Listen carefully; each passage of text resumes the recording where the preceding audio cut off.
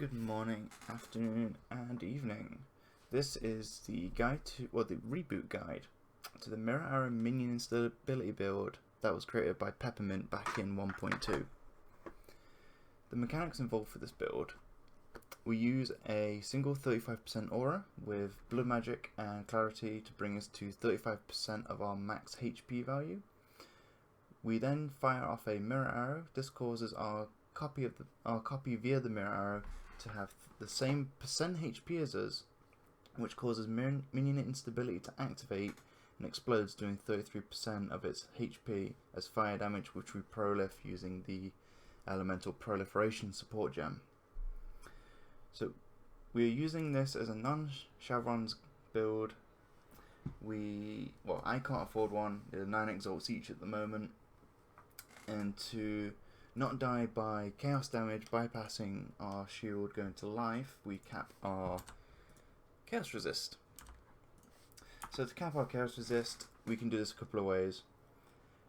Currently we are using Beacon of Corruption via Necromancer and Purity of Flesh, but this can also be done using the Method of Madness cluster as well, with a combination of unique items which I'll mention soon.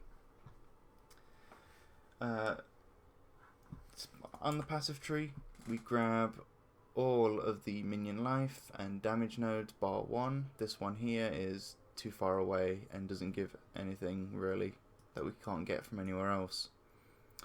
We grab Whispers of Doom for an additional curse. This is very handy for reasons explained later.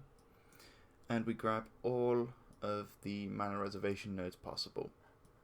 We are using 5 auras, which gives us a lot of damage from the Necromancer Commander of Darkness ability. That's 50% extra increased damage for the Mirror Arrow. We are currently grabbing Curse Effect.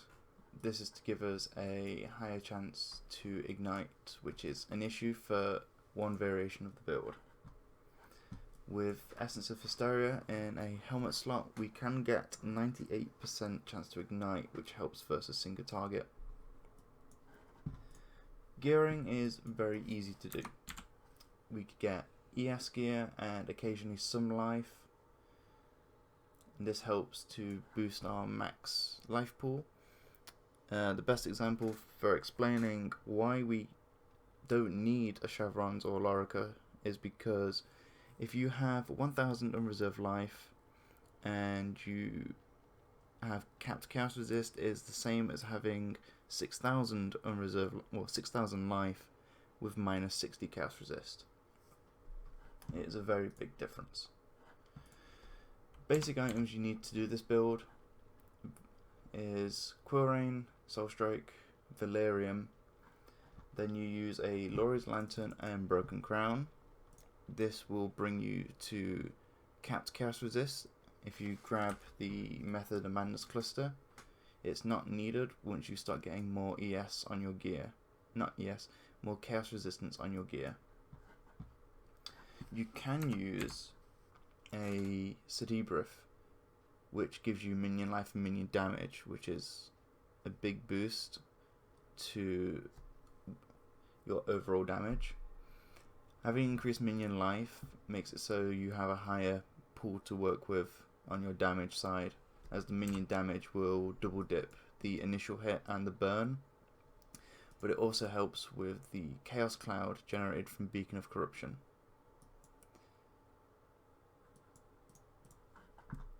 The links for this are quite simple. We use a mirror arrow with chance to ignite, elemental proliferation, and increased area effect on a 4 link.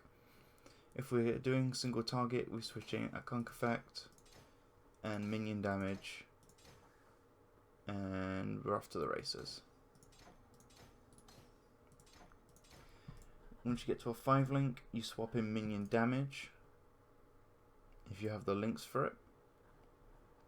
And then on the single target, you use a minion life instead of elemental proliferation.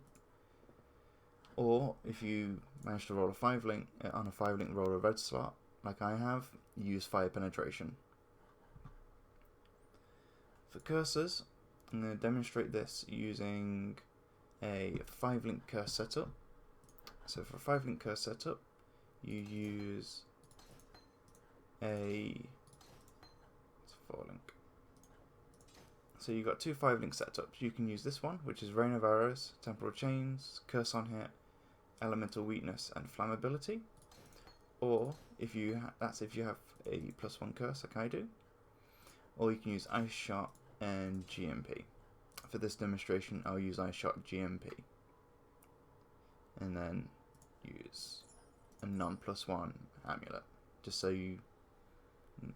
no one can say that I'm using a hidden curse anywhere.